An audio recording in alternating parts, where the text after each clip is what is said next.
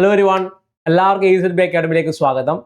Okay, അപ്പം നമ്മൾ വന്നിട്ടുള്ളത് നമ്മുടെ ഡിഗ്രി പ്രിലിംസിന്റെ ഒക്കെ എക്സാമിനേഷൻസ് അല്ലേ, അതിനെക്കുറിച്ചൊക്കെ ഒരുപാട് സംശയങ്ങൾ നമ്മുടെ ഉള്ളിൽ തന്നെ എന്ത് ചെയ്യുന്നുണ്ട്, നിലനിൽക്കുന്നുണ്ട്. അതേപോലെ തന്നെ പരീക്ഷകളൊക്കെ ആദ്യമായിട്ടൊക്കെ തയ്യാറെടുക്കുന്നവരാണെങ്കിൽ നിങ്ങൾക്ക് എങ്ങനെ തയ്യാറെടുക്കണമെന്നോ അല്ലെങ്കിൽ എവിടെ നിന്ന് തുടങ്ങണമെന്നോ അറിയാത്തവർ കാണും. ഓക്കെ, ഓൾറെഡി വർഷങ്ങളായിട്ട് ഡിഗ്രി പ്രിലിംസിന് വേണ്ടിയിട്ട് പഠിക്കുന്നവർ കാണും. മുൻ വർഷങ്ങളൊക്കെ പറയുന്ന പ്രിലിംസും അതേപോലെ തന്നെ മെയിൻസ് ഒക്കെ പാസ്സായിട്ടുള്ളവർ കാണും അല്ലെ, വീണ്ടും പരീക്ഷകൾക്ക് വേണ്ടിയിട്ട് അപ്പിയർ ചെയ്യുന്നവർ കാണും. ഓക്കെ, അപ്പോൾ പുതുതായിട്ടൊക്കെ എന്താണ് ഈ പറയുന്ന മേഖലയിലേക്ക് വരുന്നവർക്ക് ഉണ്ടാവുന്ന കുറെ സംശയങ്ങളുണ്ട്. ഓക്കെ, കാരണം കുറെ ആളുകൾ ഏകദേശം ഒരു മാസം അല്ലെങ്കിൽ പറയുന്ന ഒരു മാസം മുമ്പേ പറയുന്ന നോട്ടിഫിക്കേഷൻസിനെ ഒരു മാസം മുമ്പേ പഠിച്ചു തുടങ്ങുന്നവർ കാണും. നോട്ടിഫിക്കേഷൻ വന്നു കഴിഞ്ഞ് പഠിച്ചു വരുന്നവർ കാണും അല്ലെ എക്സാമിനേഷൻ്റെ എന്താണ് പറയുന്ന തീയതി കലണ്ടർ PSC കലണ്ടറൊക്കെ ഇറക്കുന്ന സമയങ്ങളിൽ തൊട്ട് പഠിച്ചു തുടങ്ങുന്നവർ കാണും. അല്ലെങ്കിൽ ഒരു വർഷം മൊത്തം ഈ പറയുന്ന ഒരു പരീക്ഷകൾക്ക് വേണ്ടി മാറ്റി വെച്ച് സിലബസ് മുഴുവനായിട്ടും കംപ്ലീറ്റ് ചെയ്ത് പഠിക്കുന്നവരാണ്. പലതരത്തിലുള്ള ആളുകൾ ഇവിടെ ചുറ്റി തന്നെ ഉണ്ട് അല്ലേ. അപ്പം നമ്മൾ പ്രധാനമായിട്ടും വന്നിട്ടുള്ളത് ഡിഗ്രി പ്രിലിംസിൻ്റെ ഒക്കെ എക്സാമിനേഷൻ നമുക്ക് എന്ത് പ്രതീക്ഷിക്കാൻ വേണ്ടി സാധിക്കും. അതേപോലെ തന്നെ ഈ ആദ്യമായിട്ടൊക്കെ പഠിക്കുന്നവരാണെങ്കിൽ അവർക്ക് പ്രധാനമായിട്ടും ഫോക്കസ് ചെയ്ത് നോക്കേണ്ട ഭാഗങ്ങൾ ഏതെല്ലാമാണ് എന്നുള്ളതൊക്കെയാണ് എന്ത് ചെയ്യുന്നത്, ഡിസ്കസ് ചെയ്യുന്നത്. അപ്പോൾ മുഴുവനായിട്ട് വീഡിയോ കണ്ടിരിക്കാൻ വേണ്ടി ശ്രമിക്കുക. കാരണം ആവശ്യം നിങ്ങളുടെയാണ്.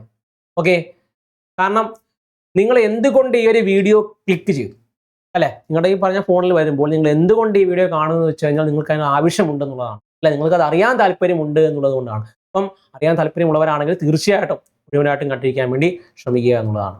ഓക്കെ, അപ്പം അതിൻ്റെ കാര്യം പറയട്ടെ. നിങ്ങൾ ഈ പറയുന്ന university assistant, company board assistant, excise inspector, sub inspector, SPCID, കാറ്റ് എക്സാമിനേഷൻസ് തയ്യാറെടുക്കുന്നവരാണെങ്കിൽ നമ്മുടെ EZB അക്കാഡമിയിൽ നമ്മൾ ഈ പറയുന്ന ഒറ്റ കോഴ്സിൽ 6 പരീക്ഷകൾ ക്രാക്ക് ചെയ്യുന്ന പുതിയൊരു കോഴ്സായിട്ട് നമ്മൾ വന്നിട്ടുണ്ടായിരുന്നു. ഓക്കെ, അതിനകത്ത് നമ്മൾ ഈ പറയുന്ന ഡെയിലി സ്റ്റഡി പ്ലാനും ലൈവ് പ്ലസ് റെക്കോർഡ് ക്ലാസ്സുകളും ഡെയിലി മോക്ക് ടെസ്റ്റുകളും സ്പെഷ്യൽ കറണ്ട് അഫയർ സെക്ഷൻസും സ്പെഷ്യൽ ടോപ്പിക് സെക്ഷൻസും അതുപോലെ തന്നെ സ്പെഷ്യൽ ഈ പറയുന്ന റിവിഷൻ സെക്ഷൻസിന്റെ ഭാഗമായിട്ട് എന്ത് ചെയ്യുന്നു നമ്മൾ നൽകി വരുന്നുണ്ട്. മെന്റർഷിപ്പ് സപ്പോർട്ട് എല്ലാം ഇതിന്റെ ഭാഗമായിട്ട് എന്ത് ചെയ്യുന്നുണ്ട്, നൽകി വരുന്നുണ്ട്. നിങ്ങൾക്ക് തീർച്ചയായിട്ടും ധൈര്യമായിട്ട് എന്ത് ചെയ്യും, നമ്മുടെ ഈ പറയുന്ന കോഴ്സിലേക്ക് ജോയിൻ ചെയ്യാൻ സാധിക്കുന്നതാണ്. ഈ പറയുന്ന ഫെസിലിറ്റീസ് എല്ലാം നിങ്ങൾക്ക് എന്ത് ചെയ്യും, അവൈലബിൾ ആയിരിക്കും എന്നുള്ളതാണ്. എങ്ങനെ ജോയിൻ ചെയ്യണമെന്ന് ചോദിച്ചു കഴിഞ്ഞാൽ നമ്മുടെ EZB അക്കാഡമിയുടെ ആപ്പ് പ്ലേ സ്റ്റോറിൽ ആപ്പ് സ്റ്റോറിൽ അവൈലബിൾ ആണ്. ആപ്പ് ഡൗൺലോഡ് ചെയ്ത കോഴ്സ് പർച്ചേസ് ചെയ്യാം. അതല്ല ആപ്പായിട്ട് ബന്ധപ്പെട്ട കോഴ്സുകളായി ബന്ധപ്പെട്ട എന്ത് സംശയം ഉണ്ടായാലും ഈ താഴെ കാണുന്ന നമ്പറിൽ വിളിച്ച് എന്ത് ചെയ്യാതെ ഒന്ന് കോൺടാക്ട് ചെയ്ത്. ഓക്കെ, തെറ്റാണല്ലോ. അപ്പം നമുക്കറിയാം ഈ പറയുന്ന മാർച്ച് മാസത്തിലെ ഇതാണ് എൻ്റെ ഒരു ഡിഗ്രി പ്രിലിംസിന്റെ ഒരു കോമൺ ഡിഗ്രി പ്രിലിംസിന്റെ കഴിഞ്ഞ വർഷങ്ങളിലെ സിലബസ് എന്ന് പറയുന്നത്. ഓക്കെ, മുമ്പായിട്ട് തന്നെ ഒരു കാര്യം പറയട്ടെ. നമ്മുടെ 2026 മാർച്ച് മാസത്തിലെ കലണ്ടർ വന്നിട്ടുണ്ടായിരുന്നു. എക്സാം കലണ്ടർ PSC അടുത്തിടെ പുറത്തു വിട്ടിട്ടുണ്ടായിരുന്നു. അപ്പം ഈ മാർച്ച് മാസത്തിലെ കലണ്ടറിനകത്ത് നമ്മുടെ ഡിഗ്രി പ്രിലിംസുമായി ബന്ധപ്പെട്ട യാതൊരു എക്സാമിനേഷനകത്ത് ഇല്ല. ഓക്കെ, യാതൊരു എക്സാമിനേഷൻ അതിനകത്തില്ല എന്നുള്ളത് മനസ്സിലാക്കിയെടുക്കാം. അതായത് ഈ പറയുന്ന 2026 മാർച്ചിൽ എന്ത് കാണില്ല, ഡിഗ്രി പ്രിലിംസ് കാണില്ല. നമ്മൾ നേരത്തെ വീഡിയോയിൽ പറഞ്ഞിട്ടുള്ളതാണ്. പിന്നെ എന്ന് പ്രതീക്ഷിക്കുക എന്നുള്ളതാണ്. ഏപ്രിൽ മാസത്തിൽ നമുക്ക് ഈ പറയുന്ന എക്സാമിനേഷൻ പ്രതീക്ഷിക്കാം. 2026 ഏപ്രിൽ മാസത്തിൽ നമ്മൾ ഈ പറയുന്ന ഡിഗ്രി പ്രിലിംസ് നമുക്ക് പറ്റും പ്രതീക്ഷിക്കാൻ വേണ്ടി സാധിക്കും എന്നുള്ളതാണ്. കാരണം ഈ പറയുന്ന മെയ് അങ്ങോട്ട് പോകുമ്പോൾ ഇലക്ഷനാണ്. ഓക്കെ, അപ്പോൾ ഈ ഇലക്ഷനോട് ചേർന്നുകൊണ്ട് ഒരിക്കലും ഈ പറയുന്ന എക്സാമിനേഷൻ നടത്തി എന്താണ് സാധ്യത വളരെ കുറവാണ്. അപ്പം അതുകൊണ്ട് തന്നെ നമ്മൾക്ക് ഈ പറയുന്ന 2026 ഏപ്രിലായിരിക്കും എന്ത് ചെയ്യുന്നത്, PSC പ്രധാനമായിട്ടും എക്സാമിനേഷൻ നടത്താനുള്ള സാധ്യത. കാരണം അങ്ങോട്ട് നീട്ടിവെക്കാനുള്ള സാധ്യതയില്ല. കാരണം പല പരീക്ഷകളുടെ റാങ്ക് ലിസ്റ്റ് അവസാനിക്കാനിരിക്കുകയാണ്. അപ്പോൾ അതിന് മുമ്പായിട്ട് തന്നെ ഈ പറയുന്ന പ്രിലിംസും മെയിൻസും നടത്തിയതിനു ശേഷമാണ് അവർക്ക് എന്ത് ചെയ്യുക, റാങ്ക് ലിസ്റ്റ് പബ്ലിഷ് ചെയ്യാൻ വേണ്ടിയിട്ട്. അപ്പോൾ ഒരുപാട് അവർ നീട്ടിക്കൊണ്ട് പോകണം എന്നുള്ളത് ഇന്ത്യയില്ല, നീട്ടിക്കൊണ്ട് അങ്ങോട്ട് പോകില്ല എന്നുള്ളതാണ്. ഓക്കെ, അപ്പോൾ 2026 തന്നെ പരീക്ഷ നമുക്ക് എന്ത് പ്രതീക്ഷിക്കാം. ഓക്കെ, അപ്പോൾ ആ പരീക്ഷ കാര്യത്തിൽ നമുക്ക് എന്ത് ചെയ്യും, ഒരു ക്ലിയർ ആയിട്ടുണ്ടെന്ന് വിശ്വസിക്കുകയാണ്. 2026 ഏപ്രിൽ തന്നെ നമുക്ക് എന്ത് ചെയ്യും, പരീക്ഷകൾ നമുക്ക് പ്രതീക്ഷിക്കാം. അങ്ങനെയാണെങ്കിൽ ഇത് ഡിസംബർ മാസമാണ്, ഡിസംബർ മാസം അവസാനമാണ്. ഓക്കെ, അപ്പം ഇത് നിങ്ങൾക്ക് കിട്ടുന്നത് ഈ പറഞ്ഞ ഡിസംബർ 30-31 നിങ്ങൾ ഈ വീഡിയോ കാണുന്നത് അല്ലേ. അപ്പം അടുത്ത വർഷമായി, ജനുവരി ആയി. ഓക്കെ, അടുത്ത മാസങ്ങൾ എന്ന് പറഞ്ഞാൽ ജനുവരിയാണ്. ജനുവരി, ഫെബ്രുവരി, മാർച്ച്. ഓക്കെ, ഏപ്രിൽ ചിലപ്പം ആദ്യ വാരങ്ങൾ ചിലപ്പോൾ എന്താണ് എക്സാമിനേഷൻ കാണില്ലായിരിക്കും. ചിലപ്പം അടുത്ത ആഴ്ച, രണ്ടാമത്തെ ആഴ്ച തൊട്ടായിരിക്കും എക്സാമിനേഷൻ തുടങ്ങുന്നത്. അപ്പം അങ്ങനെ ഒഴിച്ചു കൂട്ടിയാൽ നമുക്ക് ചിലപ്പോൾ ഒരു 5-6 ദിവസം അവിടെ ചിലപ്പോൾ അധികം കിട്ടുമായിരിക്കും. അങ്ങനെ നോക്കിക്കഴിഞ്ഞാൽ മൊത്തത്തിൽ എന്താണ് 90 എന്താണ് അല്ലേ? 90 ദിവസം അടുപ്പിച്ച് അല്ലെ, 90 ഡേയ്സ് അടുപ്പിച്ച് നമുക്ക് എന്ത് ചെയ്യാം, അവിടെ പഠിക്കാൻ വേണ്ടി കിട്ടും. ആണല്ലോ? പറഞ്ഞ ഫെബ്രുവരി 30 ദിവസം ഇല്ല. ഓക്കെ, അപ്പം 90 ഡേ ആണ് എന്ത് ചെയ്യുന്നത്, ഏകദേശം നമുക്ക് എന്ത് ചെയ്യുന്നത് കിട്ടുന്നത് 90 ദിവസം അങ്ങനെയാണെങ്കിൽ. ഓക്കെ, നമ്മൾ ഏപ്രിലെ അല്ലെങ്കിൽ പറയുന്ന തൊട്ട് മുമ്പ് പോയിട്ടുള്ള കുറച്ച് ദിവസങ്ങൾ നമ്മളത് കൂട്ടുന്നില്ല. ഓക്കെ, അല്ലാതാണ് പറയുന്നത് 90 ദിവസം എന്ന് പറയാം. അപ്പൊ 90 ദിവസം കൊണ്ട് നിങ്ങൾ ആരായി തീരുമെന്നുള്ളത് എന്ത് ചെയ്യും, അതിനകത്ത് തീരുമാനിക്കുന്നുള്ളതാണ്. നിങ്ങൾ ഈ പറയുന്ന നിങ്ങൾ ഉദ്ദേശിക്കുന്ന ലക്ഷ്യസ്ഥാനത്ത് എത്തുമോ ഇല്ലയോ എന്നുള്ളത് തീരുമാനിക്കുന്ന ഈ പറയുന്ന ഇത്രയും ദിവസങ്ങൾ ആണെന്നുള്ളത് കണക്ക്. ഇനി മറ്റൊരു കാര്യം പറയട്ടെ, ഇത്രയാണ് സിലബസ്. ഓക്കെ, ഇത്രയാണ് സിലബസ്.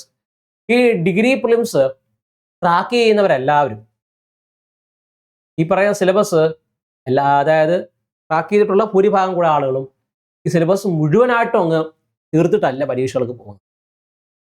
ഡിഗ്രി പ്രിലിംസ് ട്രാക്ക് ചെയ്യുന്ന ഏകദേശം പകുതിയുള്ള ആളുകൾ ഈ പറയുന്ന രീതിയിൽ സിലബസ് മൊത്തം ഇതിനകം കംപ്ലീറ്റ് ചെയ്തിട്ടല്ല അവരെന്ത് ചെയ്യുന്നത്, പോകുന്നത് എന്നുള്ളതാണ്. ഓക്കെ, അപ്പോൾ ആദ്യമായിട്ട് തുടങ്ങുന്ന ഒരാളാണെങ്കിൽ നിങ്ങൾക്ക് ഈ പറഞ്ഞ 90 ദിവസം കൊണ്ട് ഈ പറയുന്ന മേഖലകൾ, അതായത് ജനറൽ നോളജിനകത്ത് history, geography, economics, civics, Indian constitution, art and literature, basic computer science and technology, simple arithmetic, mental ability, general English, regional language അടങ്ങുന്ന ഈ ഭാഗങ്ങളെല്ലാം കൂടെ ഒറ്റയടിക്ക് തീർത്തിട്ട് അങ്ങ് 90 ദിവസം കൊണ്ട് പോകാന്നുള്ളത് പെട്ടെന്ന് വളരെയധികം സാധ്യമായിട്ടുള്ള കാര്യമായിരിക്കില്ല. കാരണം നിങ്ങൾ ഈ പറഞ്ഞ പഠിക്കുന്നവർ കാണും, ജോലിക്ക് പോകുന്നവർ കാണും, അല്ലെ, ജോലിക്ക് പോയിട്ട് തന്നെ പഠിക്കുന്നവർ കാണും, അല്ലെ, വിദ്യാർത്ഥികൾ കാണും. അപ്പൊ നിങ്ങൾക്ക് ഇതെല്ലാം ഒരുമിച്ച് കൊണ്ടുപോകേണ്ടത് കൊണ്ട് നിങ്ങൾ സാധാരണ വീട്ടിൽ ഇരുന്ന് പഠിക്കുന്നവരുടെ കൂട്ട് നിങ്ങൾക്ക് ഒരുപാട് ടൈം ഇൻവെസ്റ്റ് ചെയ്യാൻ പറ്റിയെന്ന് വരില്ല, അല്ലേ? ഓക്കെ ആണല്ലോ? അപ്പോൾ ഒരു ദിവസം മുഴുവൻ നമുക്ക് ഈ പറയുന്ന PSCക്ക് വേണ്ടിയിട്ട് മാറ്റിവെക്കാൻ പറ്റുമെന്ന് തോന്നുന്നില്ല, അല്ലേ? അപ്പൊ അതുകൊണ്ട് നമുക്ക് ഇത്രയും കൂടെ ഇത് മൊത്തം പഠിച്ചെടുത്തിട്ട് PSC എക്സാമിനേഷൻ എഴുതാൻ പോകുന്നത് വളരെ കുറവാണ്. പിന്നെ എങ്ങനെ പഠിക്കാം എന്നുള്ളതായിരിക്കും നമ്മുടെ മുന്നിലേക്കുള്ളത്, അല്ലേ? ഏകദേശം 50-55 മാർക്കുകളൊക്കെ നമ്മൾ ക്രാക്ക് ചെയ്തെടുത്തു കഴിഞ്ഞാൽ തീർച്ചയായിട്ടും ഈ പറയുന്ന പ്രിലിംസ് നമുക്ക് എന്ത് ചെയ്യാം, ക്രാക്ക് ചെയ്യാൻ വേണ്ടി സാധിക്കുന്നുള്ളതാണ്. ഒരു 50-55 മാർക്ക് നിങ്ങൾക്ക് എന്ത് പറ്റും നേടാൻ പറ്റുന്നുണ്ടെങ്കിൽ തീർച്ചയായിട്ടും എന്ത് ചെയ്യാം, പ്രിലിംസ് ക്രാക്ക് ചെയ്യാൻ വേണ്ടി സാധിക്കും. അപ്പൊ ഇത് എങ്ങനെ പഠിക്കണമെന്ന് ചോദിച്ചു കഴിഞ്ഞാൽ നമ്മൾ ആദ്യം തന്നെ സിലബസ് നമുക്ക് കാണിച്ചു തരാം. ഓക്കെ, സിലബസിനകത്ത് history 10 mark, geography 5, economics 5, civics 5, Indian constitution 5, അതേപോലെ തന്നെ art and literature, culture, sports 10, basic computer 5, science and technology 5, simple ആയിട്ട് മെന്റൽ എബിലിറ്റി 20, ജനറൽ ഇംഗ്ലീഷ് 20, അടുത്തത് റീജിയണൽ ലാംഗ്വേജ് മലയാളം, കന്നഡ, തമിഴ്, നമ്മൾ മലയാളമായിരിക്കും എടുക്കുന്നത് 10 മാർക്ക് ആണല്ലോ. എപ്പോഴും പ്രധാനമായിട്ടും ഒരുപാട് ആളുകൾ പറയുന്നത് നിങ്ങൾ പഠിക്കാൻ നേരത്ത് ആദ്യം ഇതങ്ങ് തീർക്കുക എന്നുള്ളതാണ്, അല്ലേ? എന്താണ് ഈ പറയുന്ന arithmetic, mental ability, general English അത് മാത്രം അങ്ങോട്ട് പഠിച്ചുകൊണ്ട് പോകാന്നൊക്കെ ചിലർ പറയാൻ കേട്ടിട്ടുണ്ട്. പക്ഷെ അങ്ങനെ ചെയ്യരുത്. കാരണം നിങ്ങൾക്ക് ശരിയാണ്, നിങ്ങൾക്ക് മാർക്കൊക്കെ കിട്ടും, ഓക്കെ, മാർക്കൊക്കെ കിട്ടും. എന്നിരുന്നാലും ഇപ്പോൾ പഠിക്കുന്ന സമയങ്ങളിൽ ഇത് മാത്രം പഠിച്ചുകൊണ്ട് പോകാൻ വേണ്ടി ശ്രമിക്കരുത് എന്നുള്ളതാണ്. പൊതുവെ നിങ്ങൾക്കറിയാം 50 മാർക്ക് അടുപ്പിച്ച് ഈ ഒരു മേഖലയിൽ നിന്ന് തന്നെ കിട്ടും, അല്ലെ? 50 മാർക്ക് അടുപ്പിച്ച് മേഖലയിൽ നിന്ന് കിട്ടും. അപ്പൊ അതുകൊണ്ട് അത് കിട്ടുമെന്ന് കരുതി നിങ്ങൾ പ്രധാനമായിട്ട് ഇത്രയും ടോപ്പിക്കുകൾ ഒരിക്കലും നിങ്ങൾ മിസ് ചെയ്യരുത് എന്നുള്ളതാണ്. കാരണം നിങ്ങൾ പ്രിലിംസിന് വേണ്ടി മാത്രമല്ല പഠിക്കുന്നത്. പ്രിലിംസ് മാത്രമല്ല ഒരു കടമ്പ, മെയിൻസും ഒരു കടമ്പ തന്നെയാണ്. ഓക്കെ, മെയിൻസിലോട്ട് വരുമ്പോൾ പിന്നെയും ഇതെല്ലാം കയറി വരും, ആണല്ലോ? മെയിൻസിലോട്ട് വരുമ്പോൾ ഇതെല്ലാം പിന്നെ എന്ത് ചെയ്യും, കയറി വരും. അതുകൊണ്ട് തന്നെ പഠിക്കുമ്പോൾ ഇതെല്ലാം എന്ത് ചെയ്യണം, പഠിക്കണം. അപ്പം നിങ്ങൾ ചോദിക്കും ഇതെല്ലാം കൂടെ പഠിക്കാൻ സാധ്യമല്ലെന്ന് ആദ്യം പറഞ്ഞതോ എന്നുള്ള സംശയങ്ങൾ പ്രധാനമായിട്ടും ഉണ്ടാകാം. അത് നമുക്ക് പറയാം കറക്റ്റാണ്. അത് നമുക്ക് സിലബസിലൂടെ പോയിട്ട് നമുക്ക് അവസാനം പറയാം ഏതൊക്കെയാണ് നിങ്ങൾ നോക്കേണ്ടതെന്നുള്ളത്. ഓക്കെ, ഓക്കെ, ഇത് ഹിസ്റ്ററിയാണ്. ഹിസ്റ്ററി 10 മാർക്ക് അടുപ്പിച്ച് ഹിസ്റ്ററിക്കകത്തുണ്ട്. അതിനകത്ത് ഈ പറയുന്ന കേരള, ഇന്ത്യ, വേൾഡ് എന്ന് പറയുന്ന 3 ഭാഗങ്ങളായിട്ട് തിരിച്ചിട്ടുണ്ട്.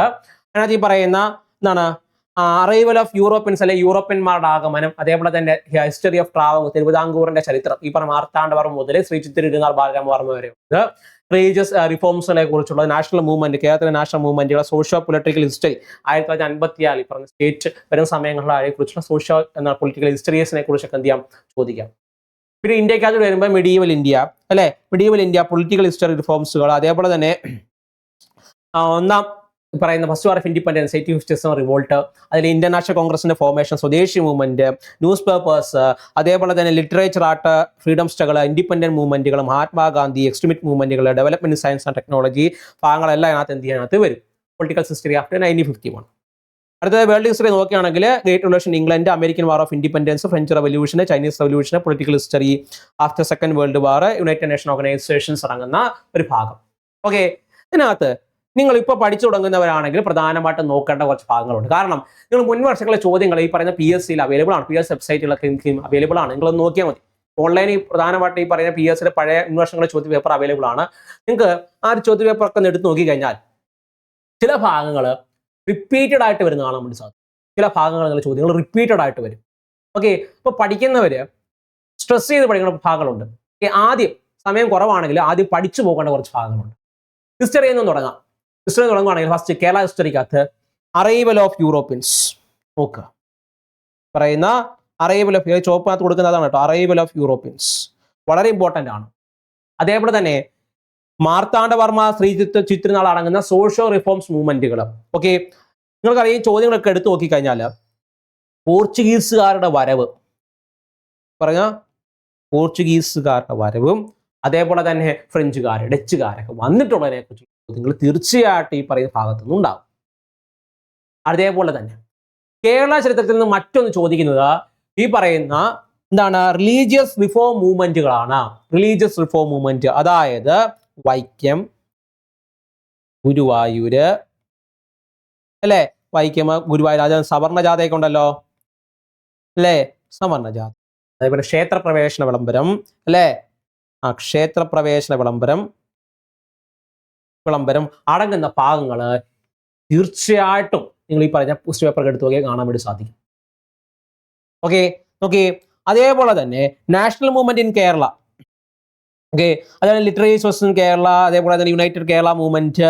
ഇതിനകത്ത് പ്രധാനമായിട്ടും വരുന്നതിനകത്ത് പൊളിറ്റിക്കൽ ഹിസ്റ്ററി ഓഫ് കേരള 1566 പ്രധാനമായിട്ട് സ്റ്റേറ്റ് രൂപവൽക്കരിച്ചതിനെ കുറിച്ചൊക്കെ ചോദ്യങ്ങൾ പ്രധാനമായിട്ടും വരാം.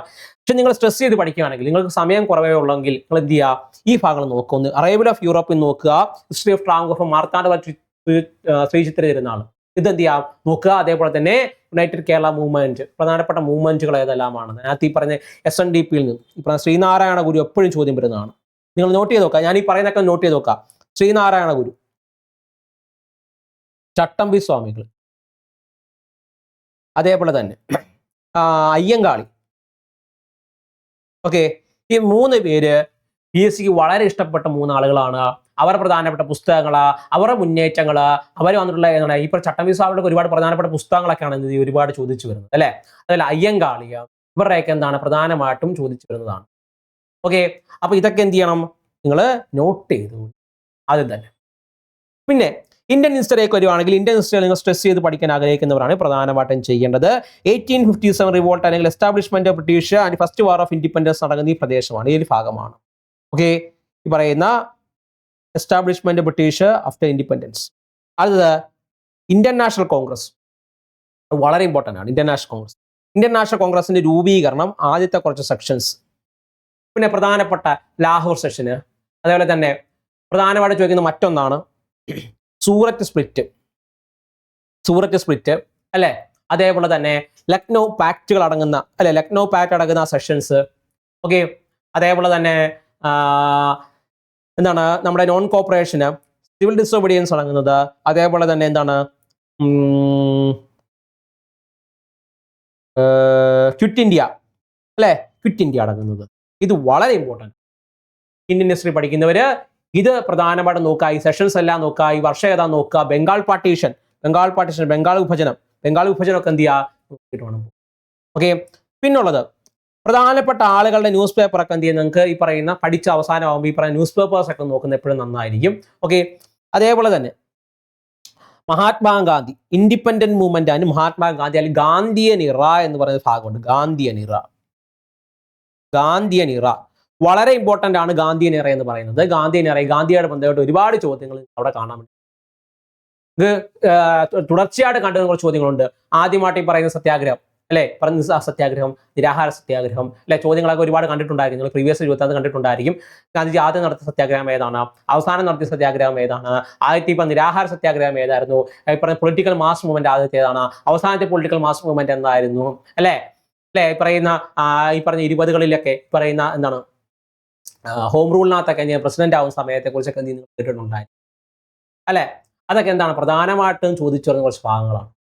ഓക്കെ, ചോദിച്ചിരുന്ന കുറച്ച് ഭാഗങ്ങളാണ്. പിന്നെ ഈ പറഞ്ഞ ഭഗത് സിംഗുമായിട്ടൊക്കെ ബന്ധപ്പെട്ട് കുറച്ച് ചോദ്യങ്ങൾ അടുത്തിടെയായിട്ട് എന്ത് നമ്മൾ കണ്ടിട്ടുണ്ട്. ഭഗത് സിംഗ് അത് പുള്ളിയെ തൂക്കിലേറ്റിയത് എവിടെയാണ് അല്ലെ, പുള്ളിയെ തൂക്കിലേറ്റിയത് എവിടെയാണെന്നുള്ളത്.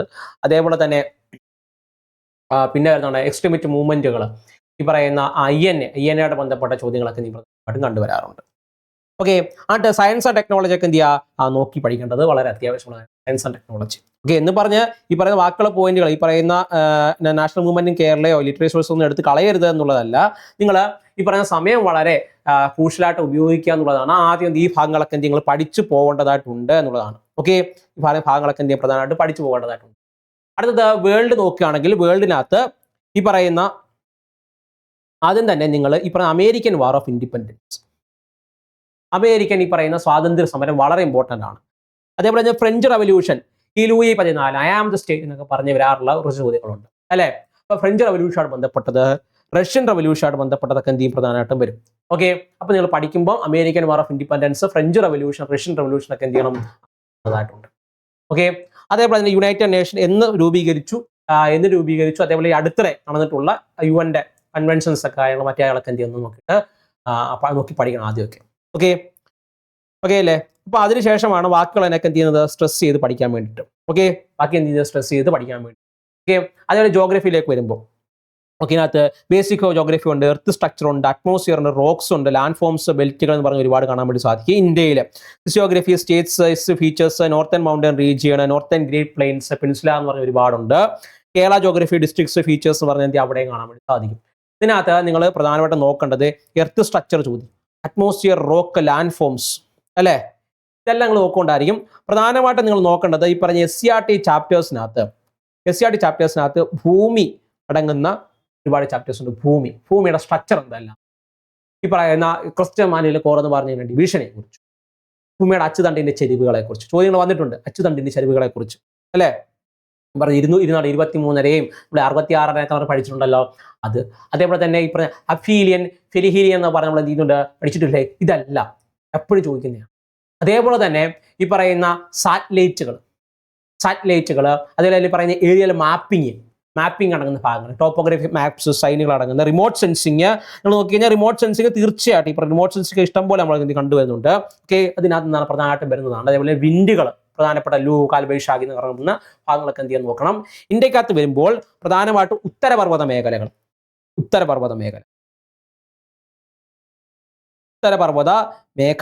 ഓക്കെ, അതേപോലെ തന്നെ മലകൾ അല്ലെ, അതേപോലെ തന്നെ മലകളും കാറ്റും, അതേപോലെ തന്നെ പ്ലേറ്റ്യൂസ് അല്ലെ, ഈ പറയുന്ന പ്ലേറ്റ്യൂസ് നോക്കിയേ, നോർത്തേൺ ഗ്രേറ്റ് പ്ലെയിനുകൾ, കോസ്റ്റൽ പ്ലെയിനുകൾ, ക്ലൈമറ്റ്.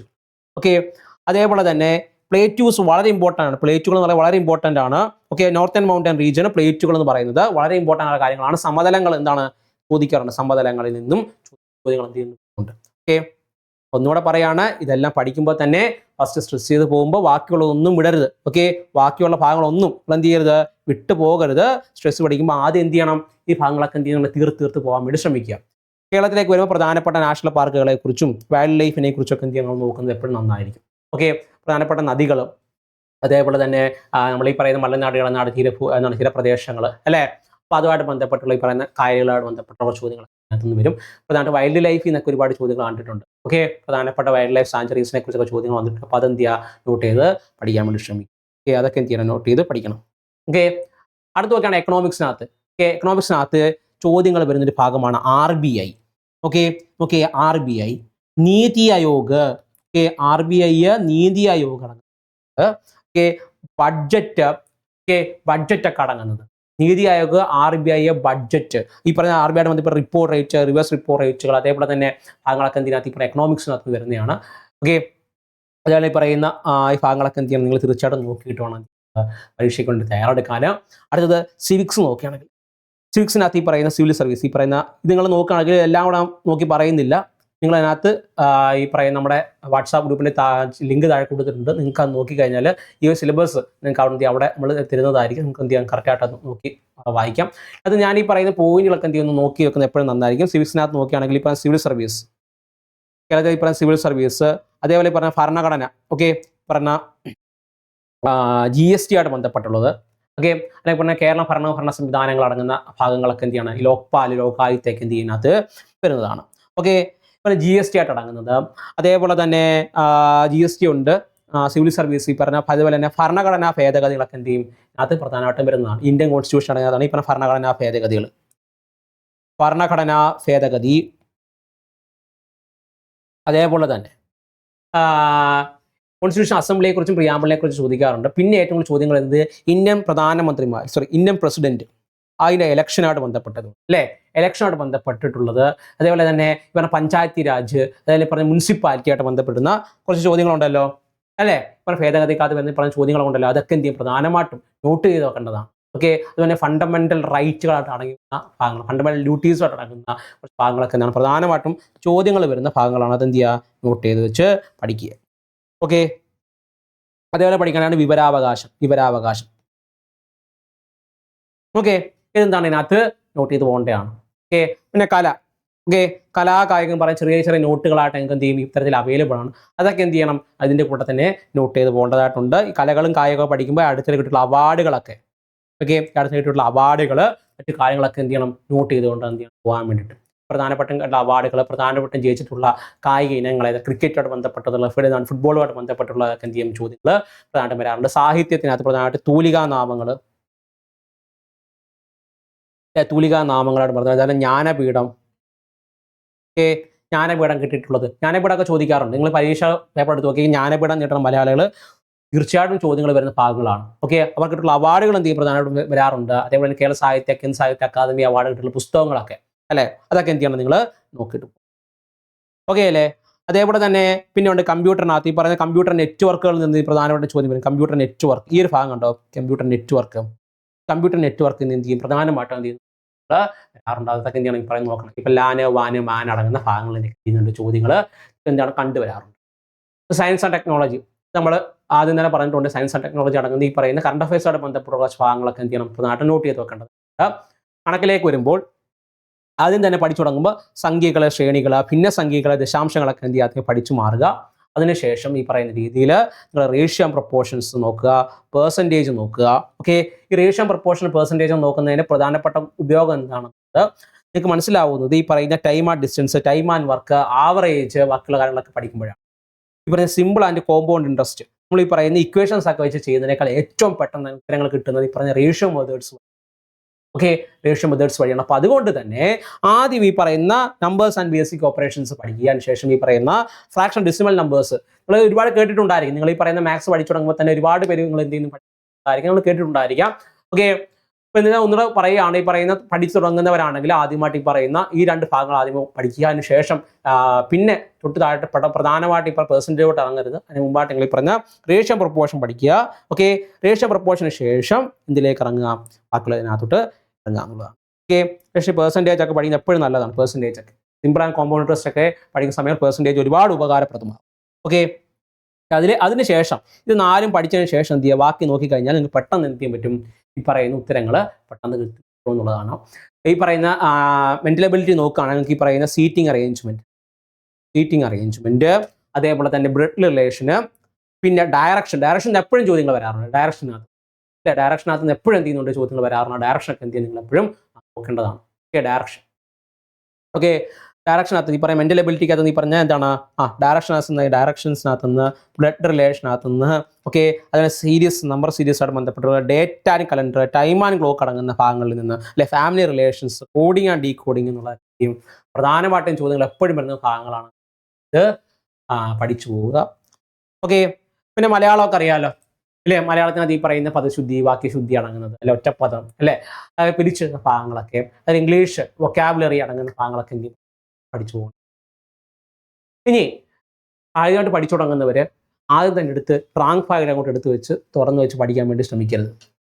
ഓക്കെ, ആദ്യം തന്നെ എടുത്ത് റാങ്ക് ഫയൽ എടുത്ത് പഠിക്കാൻ ശ്രമിക്കരുത്. ആദ്യമേ കാര്യങ്ങൾ എന്താണെന്ന് അത് മനസ്സിലാക്കേണ്ടതായിട്ടുണ്ട്. അതിന് വേണ്ടിയിട്ട് നിങ്ങൾ ആദ്യത്തെ ഒരു മാസം നിങ്ങൾ SCRT NCERT ഭാഗങ്ങൾ പഠിക്കാൻ വേണ്ടി SCRT NCERT ഭാഗങ്ങൾ വ്യക്തമായിട്ട് പഠിക്കാൻ വേണ്ടി ശ്രമിക്കുക. നിങ്ങൾക്ക് എല്ലാം പഠിക്കാൻ പറ്റിയില്ലെങ്കിൽ പോലും 8, 9, 10 ഈ പുതിയ SCRTയിൽ 8, 9, 10 അല്ലെങ്കിൽ ഈ പറയുന്ന +1, +2 അടങ്ങുന്ന ഭാഗങ്ങളിലുള്ള പുസ്തകങ്ങൾ എന്ത് ചെയ്യാം എടുത്ത് വായിക്കുന്നതാണ്. പഠിക്കാൻ നോക്കിയെങ്കിലും വായിക്കുകയെങ്കിലും ചെയ്യും. ഓക്കെ, ഏറ്റവും നല്ലത് SCRT ഭാഗങ്ങളാണ് പ്രധാനമായിട്ടും ചോദ്യങ്ങൾ വരുന്നത്. അപ്പോൾ അതുകൊണ്ട് തന്നെ ഈ പറഞ്ഞ 8, 9, 10 ക്ലാസ്സുകളിലെ പുസ്തകങ്ങൾ എന്ത് ചെയ്യുക പ്രധാനമായിട്ടും അതെടുത്ത് പഠിക്കുക. അതിനുശേഷം നിങ്ങൾ എന്ത് ചെയ്യുക, ഈ പറയുന്ന ഒരുപാട് ടെസ്റ്റുകളുണ്ട്. ഈ പറയുന്ന എന്താണ് നമുക്ക് റിലേറ്റഡ് ഫാക്ട്സുകളൊക്കെ കിട്ടുന്ന ഒരുപാട് പുസ്തകങ്ങളുണ്ട്. ഈ പറയുന്ന കോൺസ്റ്റിറ്റ്യൂഷനൊക്കെ ഒരുപാട് പുസ്തകങ്ങളൊക്കെ ആണ്. അപ്പോൾ അതൊക്കെ എന്ത് ചെയ്യുക പിന്നെ അതിനകത്തോട്ട് പോകാൻ പഠിച്ചു. ഓക്കെ, അപ്പോൾ ആദ്യം പഠിക്കേണ്ടത് SCRT NCERT പുസ്തകങ്ങളാണ്. പ്രധാനമായിട്ട് ഈ പറയുന്ന പുതുതായിട്ട് വന്നിട്ടുള്ള 2024 വന്നിട്ടുള്ള ഈ പുതുതായിട്ട് വന്നിട്ടുള്ള SCERT പുസ്തകത്തിനകത്ത് ഒരുപാട് കണ്ടന്റ് റിച്ച് ആയിട്ടുള്ള കാര്യങ്ങളാണ്. ഓക്കെ, ഒരുപാട് നമ്മളെ സഹായിക്കും പറഞ്ഞ ക്വസ്റ്റ്യൻസ് ട്രാക്ക് ചെയ്യാൻ വേണ്ടി. ക്വസ്റ്റ്യൻസ് ഫ്രെയിം ചെയ്യുന്ന പ്രധാനമായിട്ട് ഇതിനെ അടിസ്ഥാനപ്പെടുത്തിയായിരിക്കും. അതേപോലെ തന്നെ ആഴ്ചയിൽ ഒരിക്കൽ ഈ പഠിച്ചതൊക്കെ എന്ത് ചെയ്യുക, റിവൈസ് ചെയ്യുക. പ്രധാനമായിട്ട് ഈ പറഞ്ഞ 2-3-7 എന്ന് പറഞ്ഞാണ് എന്ത് ചെയ്യുന്നത്, റിവിഷൻ ടെക്നിക്ക് പോകുന്നത്. 2 ദിവസം 3 ദിവസം 7 ദിവസം എന്ന് പറഞ്ഞാണ് എന്ത് ചെയ്യുക, പ്രധാനമായിട്ട് റിവിഷൻ ടെക്നിക്സ്. നിങ്ങൾക്ക് അതിന് സമയം കിട്ടിയില്ലെങ്കിൽ പോലും ആഴ്ചപൂർവ്വം ഈ പഠിച്ച കാര്യങ്ങളൊക്കെ ഒരു ദിവസം എടുത്തിട്ട് ഞായറോ ശനിയോ നിങ്ങൾ എന്ത് ചെയ്യണം, ഇത് റിവൈസ് ചെയ്ത് പോകണം. അല്ലെങ്കിൽ നിങ്ങൾ പഠിച്ചത് മനസ്സിലായിരിക്കത്തില്ല. അതിനുശേഷം നിങ്ങൾ എന്ത് ചെയ്യണം, മോക്ക് ടെസ്റ്റുകൾ ചെയ്യണം. എന്ത് ചെയ്യണം, മോക്ക് ടെസ്റ്റ് ചെയ്ത് നോക്കുമ്പോൾ നിങ്ങൾ ഈ പറഞ്ഞ പഠിച്ചത് ബന്ധപ്പെട്ടുള്ള ഭാഗങ്ങളിൽ നിന്നാണ് എന്ത് ചെയ്യാൻ മോക്ക് ടെസ്റ്റ് ചെയ്ത് നോക്കാൻ ഇഷ്ടംപോലെ അതിന് എന്താണ് ആപ്പുകൾ മറ്റു കാര്യങ്ങളൊക്കെ അവൈലബിൾ ആണ്. എന്ത് ചെയ്യാൻ പറ്റുന്ന പഠിച്ചു തുടങ്ങുക. അതിനുശേഷം നിങ്ങൾ എന്ത് ചെയ്യുക, പ്രീവിയസ് ക്വസ്റ്റ്യൻ പ്രാക്ടീസ് സെഷൻസ് നോക്കുക. ഏത് പരീക്ഷകൾക്ക് 1 മാസം മുമ്പാക്കി പ്രീവിയസ് ക്വസ്റ്റ്യൻ പ്രാക്ടീസ് സെഷൻ തുടങ്ങുന്നത് ഏറ്റവും നല്ലതാണ്. കാരണം ആദ്യം തന്നെ എടുത്ത പ്രീവിയസ് ക്വസ്റ്റ്യൻ ഒക്കെ എടുത്ത് വെക്കുക, എന്നിട്ട് ഈ പറയുന്ന ക്വസ്റ്റ്യൻ എടുത്ത് പഠിച്ചു തുടങ്ങുക എന്ന് പറയുന്നത് നിങ്ങൾ പല കാര്യങ്ങളും വിട്ടുപോകാൻ വേണ്ടി സാധ്യതയുണ്ട്. പ്രീവിയസ് ക്വസ്റ്റ്യൻസ് നിങ്ങൾ പിന്നെ മോക്ക് ടെസ്റ്റ് ചെയ്തിട്ട് പ്രീവിയസിലേക്ക് പറയാൻ കാരണം എന്ന് പറഞ്ഞു കഴിഞ്ഞാൽ നിങ്ങൾക്ക് ചോദ്യം വരുന്ന വഴികൾ ഏതെല്ലാം മനസ്സിലാവും, റിവേഴ്സ് ഉള്ള ഭാഗങ്ങൾ മനസ്സിൽ കാണും. അപ്പോൾ നിങ്ങൾക്ക് വിട്ടുപോയിട്ടുള്ള ഏത് ഭാഗങ്ങളാണ് പെട്ടെന്ന് മനസ്സിലാക്കാൻ സാധിക്കും. പിന്നെ പോയിട്ട് എന്ത് ചെയ്യാം, റിവേഴ്സ് ചെയ്യാം. വിട്ടുപോയിട്ടുള്ള ഭാഗങ്ങൾ പിന്നെ പോയിട്ട് റിവേഴ്സ് ചെയ്ത് സഹായിക്കും. അല്ലാതെ ആദ്യം പ്രീവിയസ് തുറന്നു വെച്ചാൽ നമ്മൾ എന്ത് ചെയ്യും, പ്രീവിയസ് മാത്രം എന്ത് ചെയ്യും, പഠിച്ചുകൊണ്ട് പോകും, ബാക്കിയുള്ളത് അവിടെ കിടക്കും. അതുകൊണ്ടാണ് പറയുന്നത് SCERT നോക്കുക, റിവിഷൻ ചെയ്യുക, മോക്ക് ടെസ്റ്റ് ചെയ്യുക, പിന്നെ എന്തിലേക്ക് വരിക, PV. അങ്ങനെയാണ് നമുക്ക് ഒരുപാട് സ്കോർ അവിടെ എന്ത് ചെയ്യാൻ പറ്റും, ലഭിക്കാൻ വേണ്ടി സാധിക്കും. ഈ ഒരു മെത്തേഡ് നിങ്ങളൊന്ന് ഫോളോ ചെയ്ത് നോക്കി, തീർച്ചയായിട്ടും ഉറപ്പ് പറയുന്നു 55 മാർക്കിന് അപ്പുറത്ത് നിങ്ങൾക്ക് മേടിക്കാൻ വേണ്ടി സാധിക്കും. എന്തായാലും നിങ്ങൾ എന്ത് ചെയ്യും, പറയുന്ന ഫിലിംസ് നിങ്ങൾ ക്ലിയർ ചെയ്യുക എന്നുള്ളതാണ്. ഇത് നമ്മുടെ ഉറപ്പാണ്. ഓക്കെ, ഇത് നമ്മൾ പറയുന്ന ഉറപ്പാണ്. നിങ്ങളൊന്ന് ഫോളോ ചെയ്ത് നോക്കുക. ഈ ഒരു ഭാഗം, അതായത് SCERT NCERT ഭാഗങ്ങൾ, അതിൻ്റെ കൂട്ടത്തിൽ പഠിച്ച ഭാഗങ്ങൾ റിവൈസ് ചെയ്ത് പിന്നെ ഈ പറയുന്ന മോക്ക് ടെസ്റ്റുകൾ ചെയ്തിട്ട് PVയിലോട്ട് വന്നു കഴിഞ്ഞാൽ നിങ്ങൾക്ക് എന്ത് ചെയ്യാൻ പറ്റും, തീർച്ചയായിട്ടും ഈ പറയുന്ന 3 മാസങ്ങളിൽ ഇതൊന്ന് ഫോളോ ചെയ്യാൻ ശ്രമിക്കുക. ആദ്യത്തെ 1 മാസം കൊണ്ട് നിങ്ങൾ ഈ പറയുന്ന രീതിയിൽ SCERT NCERT ഭാഗങ്ങളുടെ കൂടെ ഓടിച്ചു വായിച്ചു പഠിച്ചു പോവുക, റിവൈസ് ചെയ്യുക. അടുത്ത മാസത്തിലൂടെ എടുത്തിട്ട് റിവൈസ് ചെയ്ത് മോക്ക് ടെസ്റ്റുകളൊക്കെ ചെയ്തിട്ട് അതിൻ്റെ കൂട്ടത്തിൽ റെഫറൻസ് ചെയ്യാം. അതിൻ്റെ കൂട്ടത്തിൽ എന്ത് ചെയ്യുക, റിവിഷൻ ചെയ്യുന്നതോടൊപ്പം തന്നെ റെഫറൻസ് ടെസ്റ്റുകളുണ്ട്, റാങ്ക് ഫയലൊക്കെ. അപ്പോൾ അപ്പോൾ എടുത്ത് നോക്കാം. ഓക്കെ, അപ്പോൾ എടുത്തിട്ട് ഈ പറഞ്ഞ രീതിയിൽ എടുക്കുന്ന ആദ്യം തന്നെ 80-50 സ്ട്രീം റിവോൾട്ട് ആണെങ്കിൽ SCERT പഠിച്ചിട്ട് വരുന്ന ഒരാൾക്കാണെങ്കിൽ പ്രധാനമായിട്ടും പെട്ടെന്ന് തന്നെ ഈ ചോദ്യങ്ങളോട് കടന്നു പോകാൻ പറ്റും. ഈ പറയുന്ന ബീങ് അശ്വത് മഹൽ ആയാലും ഈ പറയുന്ന റാണി ലക്ഷ്മിഭായ് ആയാലും താന്തിയ തോപ്പയായാലും ഇവരെങ്ങനെ വന്നു, അല്ലെ ആദ്യം പറഞ്ഞ ഷെപ്പായി ലഹള എവിടെ വരുന്നു, ആരെയാണ് ആദ്യമായിട്ട് തൂക്കിക്കൊല്ലുന്നത്, അല്ലെ മംഗൾ പാണ്ഡെയെ കുറിച്ചൊക്കെ പെട്ടെന്ന് തന്നെ നമുക്ക് എന്ത് ചെയ്യും, ഇത് മനസ്സിലാക്കാൻ വേണ്ടി സാധിക്കും. അല്ലെ പെട്ടെന്ന് തന്നെ മീററ്റ് ഉത്തർപ്രദേശ് എന്ന് പറയാൻ നമുക്ക് എന്ത് ചെയ്യും, പെട്ടെന്ന് ഉത്തരങ്ങൾ അവിടെ ലഭിക്കും. ആണല്ലോ.